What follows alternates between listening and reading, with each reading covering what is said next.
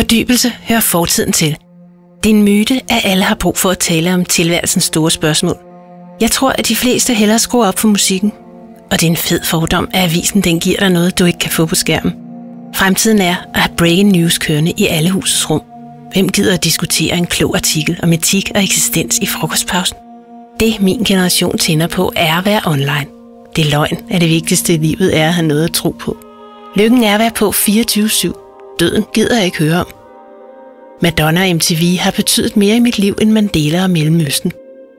Jeg ved, at fordybelse hører fortiden til. Eller er det omvendt?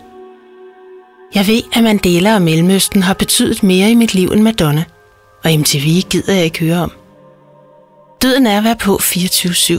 Lykken er at have noget at tro på. Det er løgn, at det vigtigste i livet er at være online. Min generation tænder på det at diskutere en klog artikel om etik og eksistens i frokostpausen.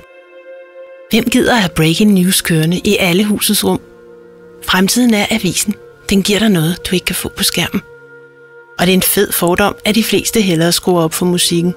Jeg tror, at alle har brug for at tale om tilværelsens store spørgsmål. Det er en myte, at fordybelse hører fortiden til.